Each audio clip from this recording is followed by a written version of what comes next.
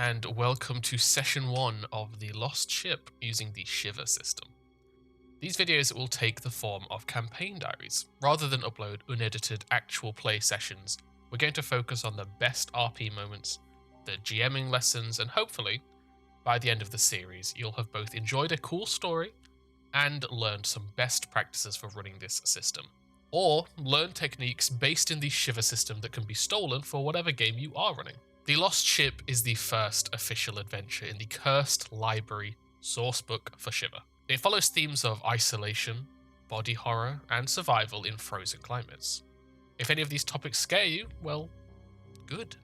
That's the point of a horror tabletop RPG. So turn your lights down, light a spooky candle, and settle in. If you're unfamiliar with the Shiver system, I recommend going and watching Session 0 first, as I cover the basic rules in that video. But for those of you that are ready to step into the tabletop RPG world of classic horror movies, let's hit play on Shiver. The Lost Ship begins as the military portion of your team arrives at the Arctic village of Barrow. When creating characters and NPCs, an important initial decision is whether they are part of the military team or the group of locals acting as guides. As part of the military team, the US government has sent you to locate a missing icebreaker ship named the USS Morningstar. And for this portion of the group, the game begins as they arrive in the village of Barrow to group up with the locals that will be acting as their guides. The seaplane's propellers chug to a halt as it pulls up to a rickety pier. A team of 4 military personnel piles out, wrapped in thermal military garb. Up at the end of the pier, a decrepit sign barely reads "Welcome to Barrow." Whatever the rest of the sign said has long since worn away by Arctic winds. Beyond the sign, a cluster of worn wooden buildings sit half buried in the snow. Climbing out of the plane, we meet 2 of our player characters and 2 NPCs. First to emerge was the new kid, Guy Hudson. 25, he's had a few tours now.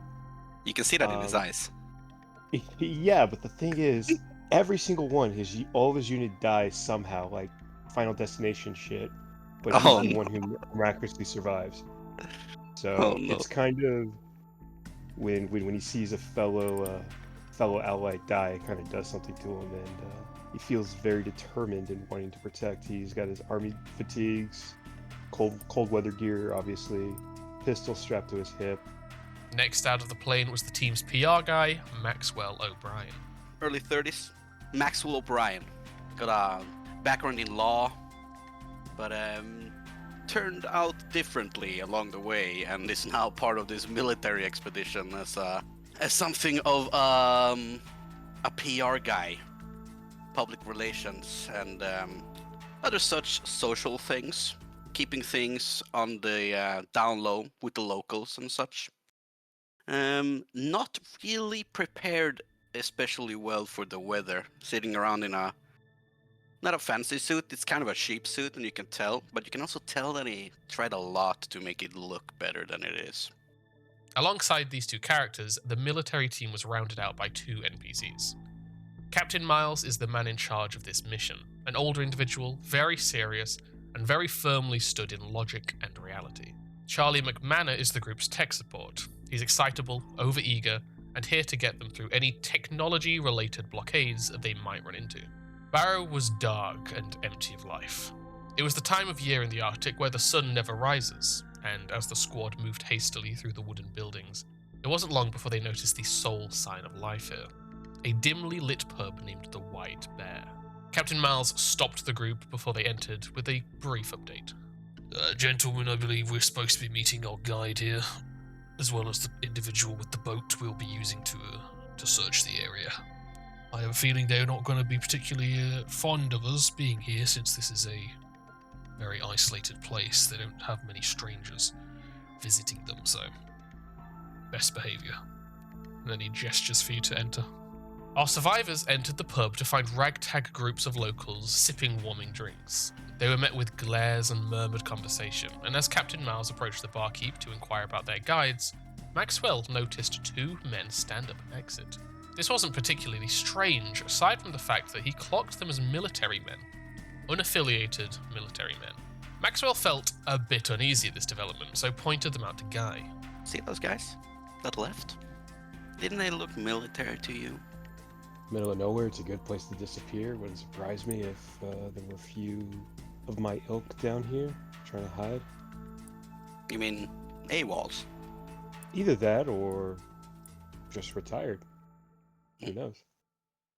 I don't know. It seemed like they had uniforms, but I don't know. They didn't have any patches or anything.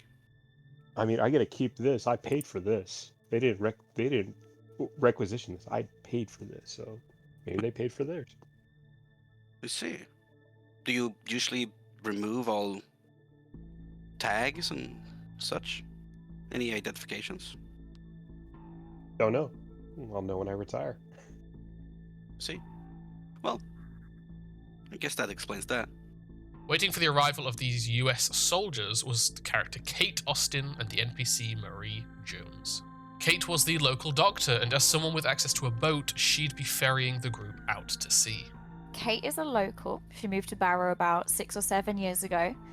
She used to be a big city doctor, but due to personal reasons, she decided to move out to this more isolated town where she feels like she can do a bit more good than she was back in the city. She's the town's only doctor, and she takes her job really seriously, tries to help people as well as she can with the very limited resources we have in such a tiny town. She does have a cat called Mr. Muggles that has become her sole family. And yeah, she just generally wants to help people the best she can, but does have a big issue with the military being here. Isn't a big fan of the government. Marie was a local guide, and a very superstitious one at that. If there's a rumor of a haunting or a cryptid, she believes it. After the barkeep Olaf pointed out Kate and Marie, the two teams converged at a table to discuss the plan and make introductions. Hello, I'm Miles. I'm going to be in charge of the expedition. The barkeepers pointed you out as our guides and transport today. Is that correct? Yeah, I mean, transport here and guide over there. So I see you lot are the ones that come traipsing through our local area causing a ruckus, eh? Yes. Although, we will try to keep the ruckus down to a minimum. I mean, that's why we're here, right? Yes, Can't trust exactly. you lot without us. But looking at the state here, you're not going to last 2 minutes out there. Where's your gear? I'm going to look directly at Maxwell. You're going to freeze.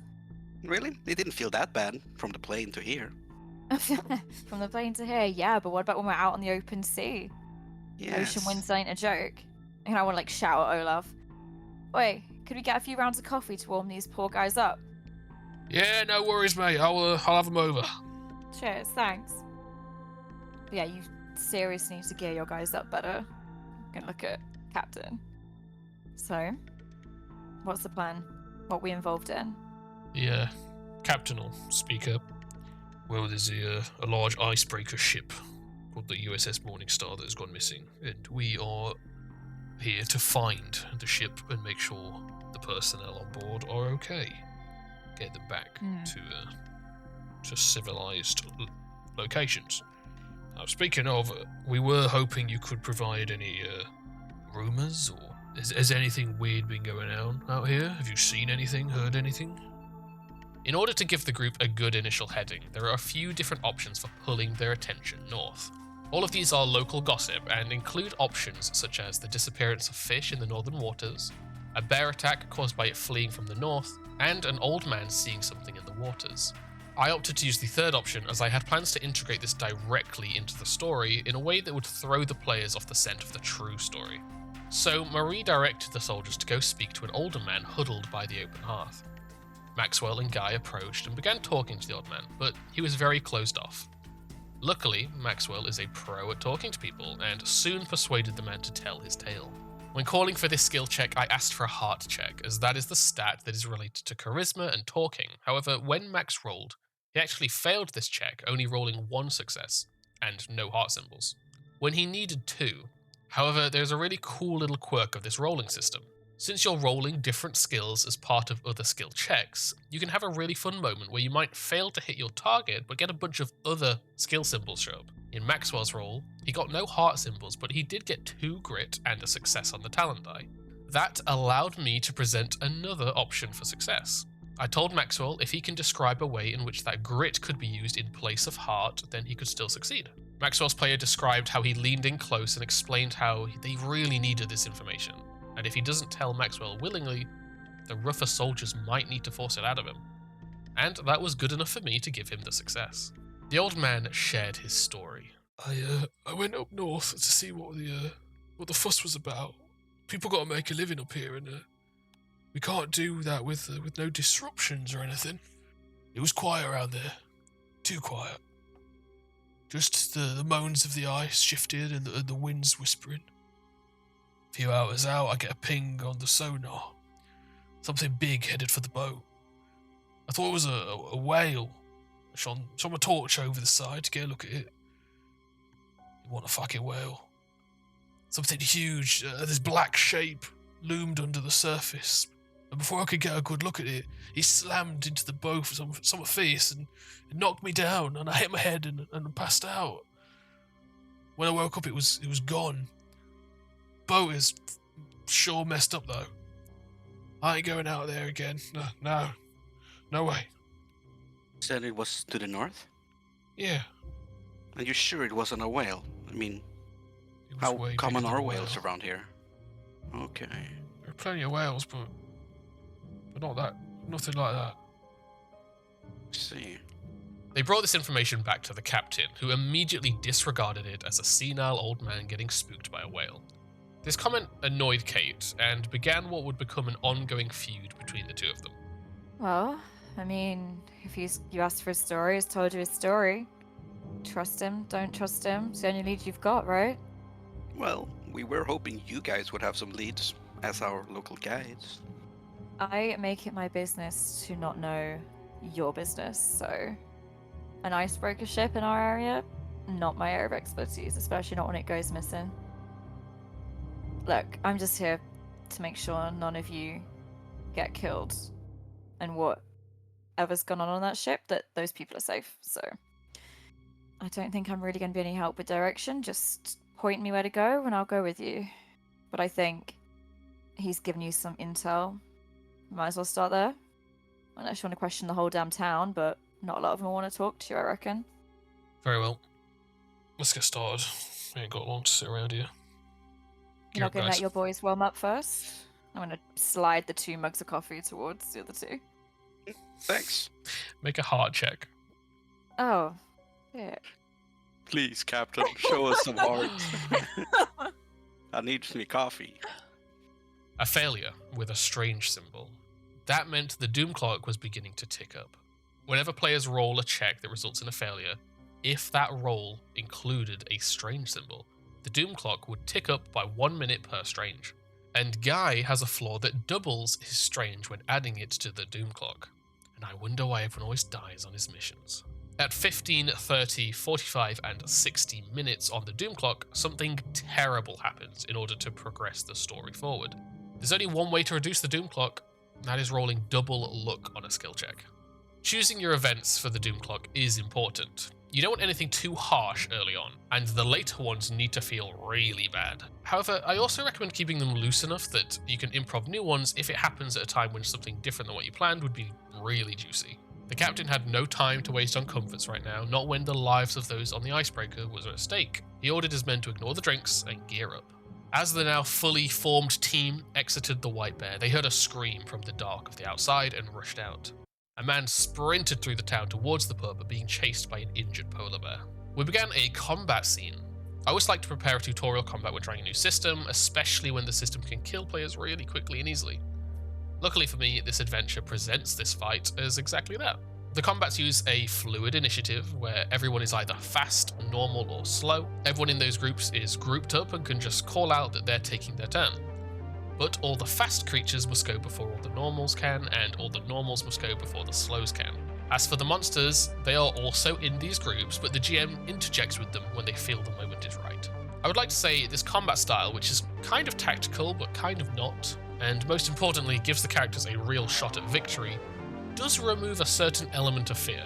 True horror comes from feeling helpless, and while healing is very limited, and a character becomes increasingly debuffed as they inevitably decline, since fights are usually winnable, it does make running Shiver feel more like an action horror than a true horror. Think of running Shiver as more akin to playing Resident Evil or Dead Space rather than Outlast or Amnesia. The horror comes from the spooky setting and the gory descriptions, not from helplessness. This combat presented some initial challenges to our survivors. Firstly, only Guy and Captain Miles were actually armed. The rest would need to solve this before they reached their true starting point of the adventure. Kate was smart enough to run to some nearby tools and collect an improvised weapon. Charlie, I gave a simple passive. Anybody stood next to him gets +1 electricity damage on their attacks. This would hopefully have them thinking about their and his positioning. And Marie was basically a non-combatant. Her sole ability lets her always act first, regardless of speed, because she's paranoid and wants to run away. The fight went well, with only Guy taking a few points of damage, luckily reduced by his plot armor. Maxwell rushed in and landed a few unarmed attacks, but the pistols of Guy and Miles were what eventually brought it down. Most enemies have a CR of 1, making them easy enough to hit if the character's attack with their main stat. But if the CR is higher, or the character is having to fight with a weaker stat, combat can cause the doom clock to build up quickly.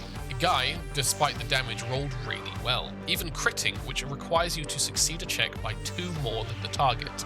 And while also doubling damage, crits have an extra effect depending on the roll type. For Guy's pistol that uses wit, that meant immediately firing another shot. Very quickly, the bear was brought down, and the players had a good understanding of where they fit into the team during combat. Hey, Guy, were you alright, man? That was insane! Yeah, well, I had to make sure none of you guys went down. Better me than you.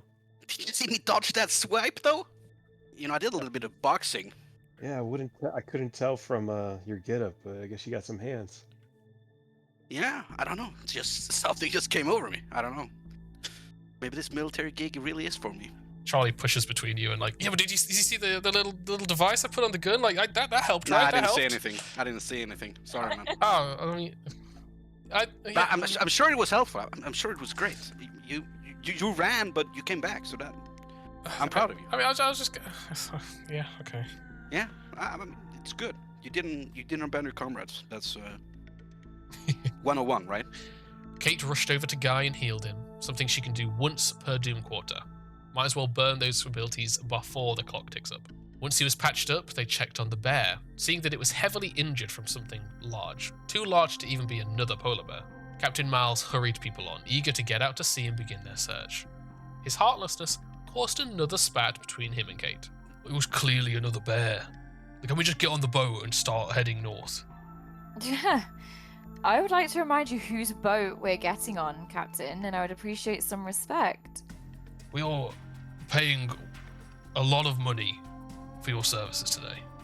We are on a time schedule. I'm sorry for if politeness has to go out the window for a little bit. We need to get a move on. I mean, you're paying us lots of money, sure, but do you see another doctor out here? Do you see another person with a boat that's willing to take you out? No. So, just some basic pleasantries to make this whole experience much nicer for me and for you. You see he's visibly aggravated. The group made their way to Kate's rickety old fishing boat and set sail. The sea glimmers in the permanent twilight the Arctic seems to be stuck in this time of year, as the boat navigates the frozen sea. Gigantic icebergs float by your boat, towering monoliths of frost that you skillfully weave between. The landscape is barren, a lifeless expanse of cold, murky ocean and icy plateaus. I had each player describe what they were doing while sailing through the ocean. Kate was of course steering the boat as Charlie set to work trying to fix her broken radio. Maxwell got himself a warm drink and was keeping his eyes out for signs of the lost ship. Guy spent time doing maintenance on his weapons and equipment.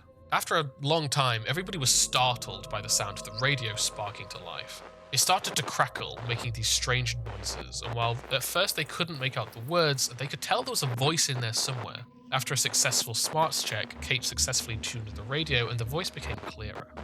Mayday, this is Captain Ford of the USS Morningstar. Our ship has run aground onto an ice field and we are unable to break free. Please send assistance as soon as possible. We are in dire need of help. Our coordinates are 8309 36.4 north, 7918 37.0 west. The message began to loop. Miles put Marie to work locating those coordinates, and soon after the boat was heading in the given direction, which happened to be north, in a new dead zone for the fishermen. Kate had heard of the folk in Barrow complaining that recently all the fish had disappeared in the northern waters, forcing them to go south into more dangerous territory. This led to another confrontation. Hey, Marie. We're heading to the fishing dead zone, right? Yeah, that does seem to be where we're going. I wonder if the boat scared them away. That's exactly what I'm thinking. Hey, how big is this boat of yours? It's an icebreaker ship. So, it breaks Not a through the boat. ice. A ship. Yeah. So then you guys are to blame for everything our town's been going through. I mean, that would absolutely scare the fish away. You're breaking the ice up there, smashing through the oceans, disrupting their habitat. Of course we haven't caught any damn fish. Well, how long has the fish not been there? Been a few months. How long's your ship been messing about in our waters? That's classified. AKA a few months, right? He turns and walks to the front of the boat. Definitely give you a few nod. months. Got it. Definitely right. I guess helping you guys is even more important then. The quicker we get that ship out of here, the quicker our fish come back, the quicker things go back to normal. And our guys stop risking their lives to survive. Suddenly you hear the sonar begin to beep wildly. As our survivors bickered, they were soon distracted by something very large rapidly approaching from the south. I asked the group what they were doing to prepare. Maxwell braced himself against the side of the boat and looked into the darkness. He could see a sizable wave rapidly approaching the boat. One that would be dangerous once it impacted the boat.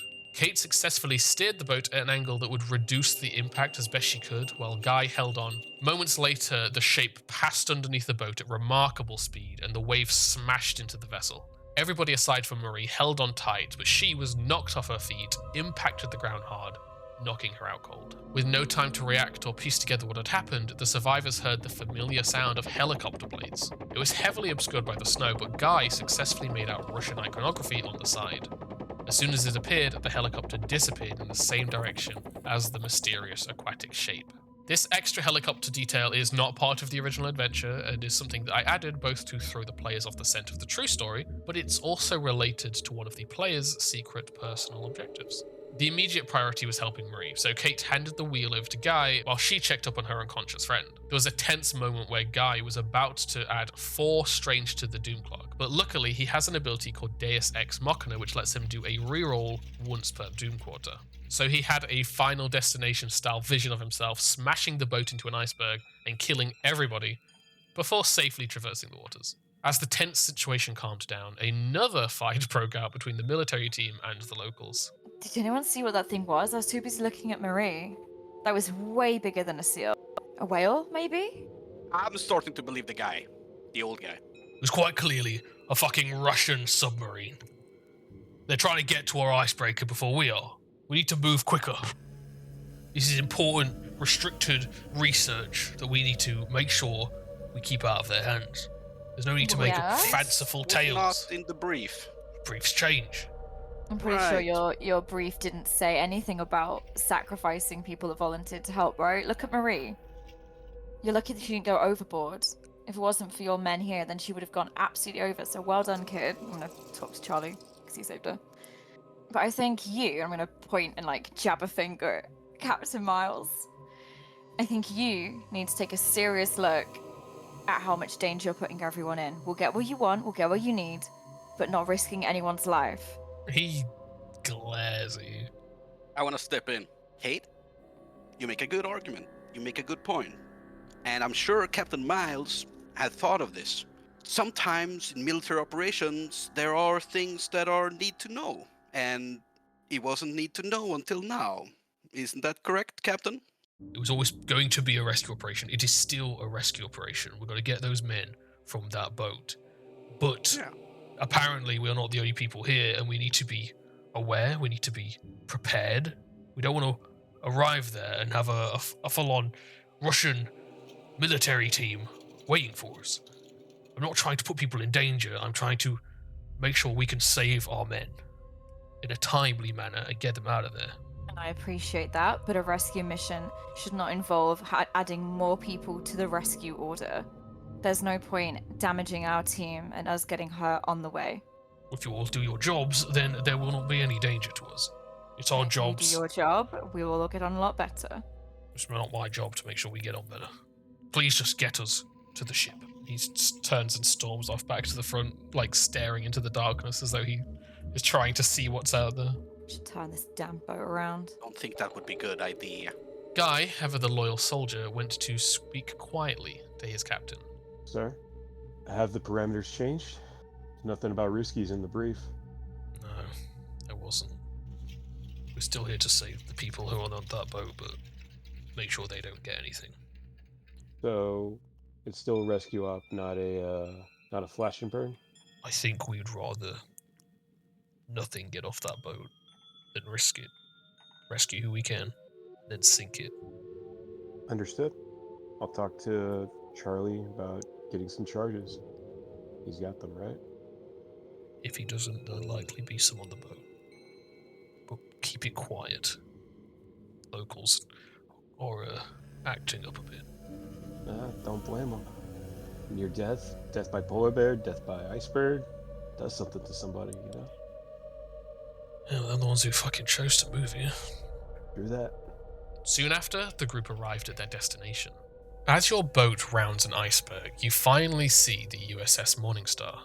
The military vessel towers over your tiny fishing boat as you approach. Ice crawls up its breached hull like fingers, trying to drag it down into the depths below. The prow of the ship has mounted a thick, icy shelf and is embedded in a wall of frost. As you drift by, the metal creaks and groans like a creature in pain. During the initial scan of the ship, Maxwell noticed a figure in one of the hull portholes that quickly disappeared. The group needed to reach the deck in order to progress. They had two options for this. Either they can climb the frozen chains, or they can attempt to scale the icy shelf in order to drop down from above. They chose to climb the ice shelf, so I gave them a group check. Group checks are great for covering individual weaknesses of your allies in Shiver. Instead of each rolling individually, all successes across all party members are added together versus a CR that is the number of players plus 1. The group succeeded the group climb check, with Guy securing 3 of the successes and Kate getting the final one. Soon after, the group found themselves on the deck of the US Morningstar. Once on the deck, you see no signs of life. Activities and duties seem to have been abandoned at short notice, with tools left in place and boxes dropped on the ground. A mop stands upright in a bucket of ice, now frozen in place and time. Guy took a long look at the bridge. The bridge, a wide room with 3 large windows, towers above the deck. An icy set of metal stairs wind around its exterior, reaching up to the door. As you look closer, a light seems to be on and shining through the windows. A shadow flickers across the rays of light before quickly disappearing. And most importantly, there was no signs of the helicopter or the submarine in the area. We got good news and bad news. Good news, there's working power. There's also something moving up there. Up where? Point up to the bridge. Probably some of the crew, right? I mean, they called for help. They know we're coming. Maybe they're waiting for us. Maybe they saw the light of the ship and they've come out. Makes sense. I did see someone at one of the portals as well, so we got people in the interior as well. I mean, I've never been on an extraction and rescue mission before. What's the usual protocol? Do we just go in, wave flashlights, like, hey, we're here to help? What do we do? We make contact with them, make sure that everyone is okay, figure out what's going on, and collect everyone, I presume. Collect everyone? They're not going to fit on my ship. Well, boat, actually. Like, all these people? No way. We'll manage somehow. Not all of them in one tour, maybe, but now that we know that it's here, we can go back and forth. And your radio works. Perhaps we can contact someone else with a boat that can come and help. Now that it's not a scour through the seas at night and a simple rescue operation to and fro. Captain, you said there was a Russian submarine and helicopter around. Shouldn't we call in, I don't know, backup if things get nasty? I'm here to help, not to be shot at. Moving across the deck and up the staircase, the group stopped at a frozen bulkhead door. I had them roll a grit check to open it. Failure. This is where the improv nature of the system can be really fun though. During the bear fight, Kate had picked up a shovel, which is an improvised weapon. And improvised weapons attack using smarts, so Kate used the improvised weapon to smash away the ice, reducing the CR by 1. Then the group gave another go at the door and succeeded, gaining access to the bridge. As the bulkhead door creaks open, a large room is revealed, lined with rows of computers and navigation equipment, some of which is still active and buzzing away. You scan your eyes across the room and see no signs of life. But as the echo from the door fades away, you hear a murmuring voice coming from the back of the room, repeating something over and over. The strange noise turned out to be the captain's recording, playing on a loop from a nearby computer. There was only one door leading deeper, a large bulkhead door with a keycard scanner and a passcode screen. The group asked Charlie if he could bypass it, but that wouldn't be possible with his current equipment. They would just need to find the keycards. So they began searching. Guy ended up finding 3 keycards, and this triggered the kind of puzzle that I really don't think works in a tabletop RPG. They needed to find the passcode. In order to do so, the group needed to check Ryan's emails where they'd find an email from IT with a clue to his recently reset passcode. The clue refers to his best friend, and oh my, on his desk are 3 labeled photos. One with his girlfriend, one with his dog, and one with his parents. So, take the dog's name, use it as a passcode, huzzah. In a video game or a film or any other visual media, this kind of thing works really well. However, in a tabletop RPG, things only exist once the GM describes them, and typically, if a GM goes out of their way to describe something specific like this, it's obviously relevant. So for this kind of scenario, it's not a case of the players picking and choosing various approaches to learning the passcode. It's me saying, this laptop is currently logged into Ryan's emails, and one of them mentions an important detail. On the desk are 3 photos. Basically, the GM just kind of talks the players through the evidence. It's not a satisfying style of puzzle for the players. As such, it didn't take long for them at all to learn one of the passcodes that could get them through the door. But before they could progress though, some subtle interactions between Charlie and Captain Miles caught Maxwell's attention. He noticed the pair of them whispering to each other at a separate laptop they were using. He quietly made his way behind them and glanced at the screen. Captain, all recovered documents from the failed Philadelphia experiment have been transferred as requested. I have deposited them in your office safe with the other data, rather than handing them over to you on the bridge. I assume you would wish to look over them in private. I must warn you, their contents are disturbing, but if it helps you succeed where they failed, then I wish you luck. As you approach, the captain, and you're reading this email, the captain puts a hand on your shoulder and just sort of mutters, just give us some space and keep those guys away. And sort of gestures to the locals. Ah, of course, yes. I'll give him a thumbs up and slink on back, pondering what I saw.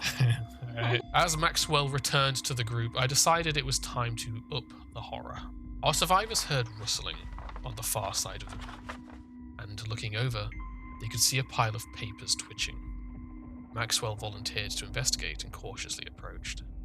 As you approach, the papers fly into the air, kicked up by whatever you found and obscuring your vision. Suddenly, a shape launches itself through the air towards you, and you see a swollen, detached hand, the stump writhing with hundreds of black little worms, claw at you. Oh no, not the worms!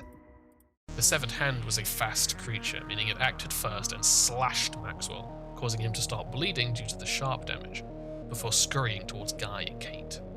This was not a long battle, but it did have a lasting impact on the adventure. The hand leapt at Kate like a facehugger, cutting her deeply and making her bleed too. But Guy acted next and gunned down the severed body part with a critical pistol shot. The hundreds of worms occupying the hand scattered for the shadows and vents. I wanted to portray these worms as being very unnatural, so I described them clumping into balls, scuttling around like misshapen insects. And it's safe to say our players found that very unsettling. While combat had ended, the threat seemingly hadn't. Kate set to work healing Max, and the group called Charlie over to take a sample. He bent over the dead thing and poked at it with a prong. Since they were at 14 minutes on the Doom log, one strange away from their first Doom event, I smelled the blood in the air and stretched my evil GM muscles a bit. Kate, quite predictably at this point, whirled on Captain Miles, and I took the opportunity to call for a difficult roll. Charlie drops to his knees and starts rooting around his bag, and he pulls out like a test tube, and then sort of like looks across the ground like, what do I get? The worms just ran away. No, is it big enough to hold the hand? Because they're still coming out of the No. hand. They ran. They literally ran. He begins like with a little sort of poker, trying to like lift the hand up. I don't think that you guys are doing while he does this. I am walking towards the captain, Okay. very pissed off. Okay. I don't care about this need to know nonsense. I need to know why the fuck there is a hand on this boat that can move by itself and is full of worms. You look like you're not surprised that it's there. What is going on? We'll make a hearts check.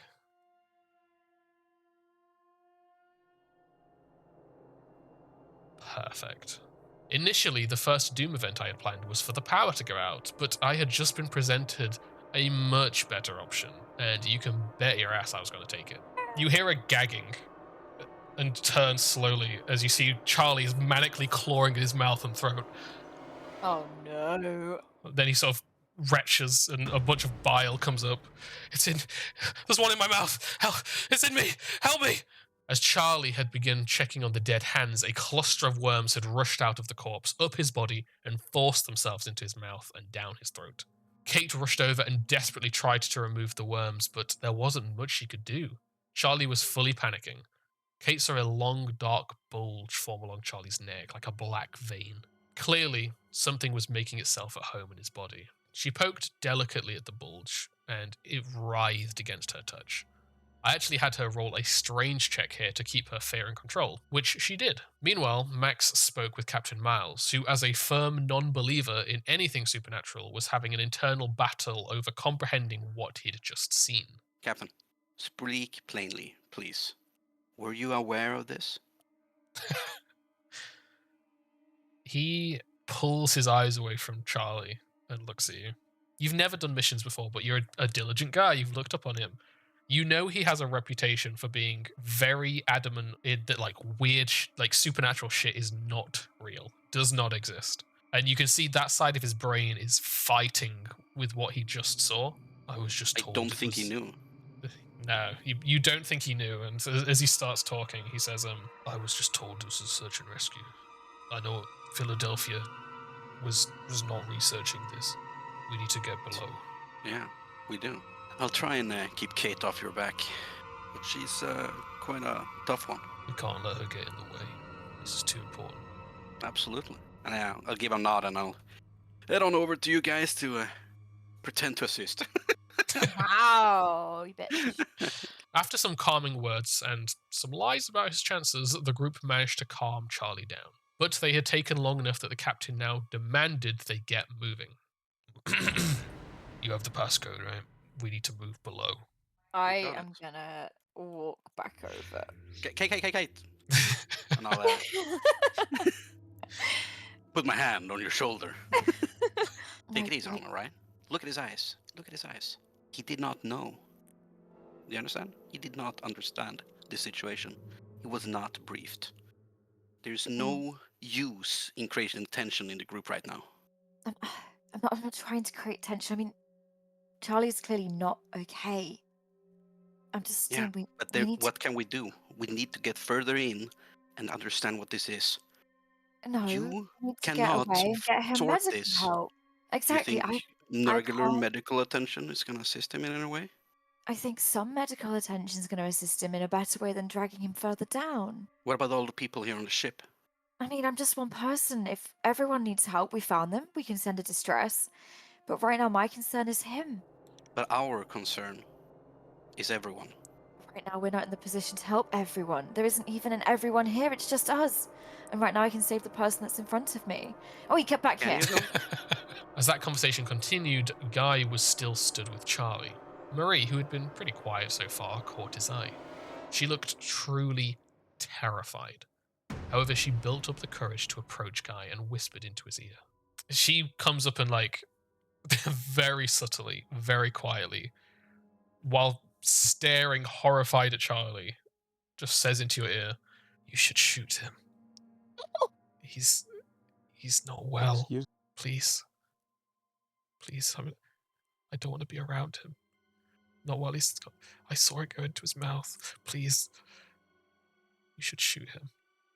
I look back and forth. I'm here to save lives. I'm not here to take them. I'll take them to save your lives, but I'm not going to take his. There's a chance he can be saved. I mean, Kate healed me up. She can do the same for him. She looks at you with like eyes watering from fear, and just backs away and rushes after the others. I think my general GMing NPC handling skills sits around 2 comfortably. I can happily keep 2 NPCs relevant and dynamic, but if there are more than that, I try to give the back-seated ones quick, memorable moments to make them stand out when the players think back on the game. While Guy obviously didn't blow Charlie's brains out, her words had clearly given him a little moment of pause. I'll look over at Mari, look down at the sights of my gun. I go to pull up, but I stop myself before holstering and moving towards the door with everybody else. Okay. It was time for the group to move below. They swiped the keycard, entered the passphrase, and descended into the labs. You descend a set of metal stairs, your steps echoing out into the dark metallic halls. As you take your first few tentative steps forward, automatic lights blink into action. The light reveals the chaos before you, of shattered glass, scattered papers, and most worryingly, streaks of blood on the floor leading up the corridor away from you. The group piled into the lab through the broken glass, where there are several things of note. Firstly, there were 2 large glass cages. In the center of the lab, you see 2 large glass cages. The left-hand cage, labeled Entrance Containment Unit, has compartments with food and water, looking as though it was once designed to house rats. Each cage has a device inside it, structured like a small door frame, but wired up to nearby computers. There's no door or blockade, just a freestanding metal frame. The cage on the right is labeled Exit Containment Unit and is in a state of chaos. One side is smashed open, leaving jagged shards of glass and thick, black ichor. Next, there were some research notes and maps. From trying to decipher the notes, you see a world map laid out with pins in certain locations, one of which being your current location. Others appear around the Bermuda Triangle, Russia, and a cluster of tiny Pacific islands. The world map has notes all over it, but the heading reads Low-Dimensional Integrity Coordinates. You also see a series of numbers starting at 1 and rising to 18. All of the numbers in the table are marked in red, reading failure, with the exception of number 17, which is marked in green and labelled success. 18 has been left blank. I swapped out one of these locations to include Russia. Another change made to add the Russian army is a red herring. Maxwell looked closer at the cages and noticed a small albino rat with the number 17 inked across its back. But before they could get a closer look, they heard something approaching. Suddenly, you hear scuttling from the hallway, small feet skittering and crunching the broken glass.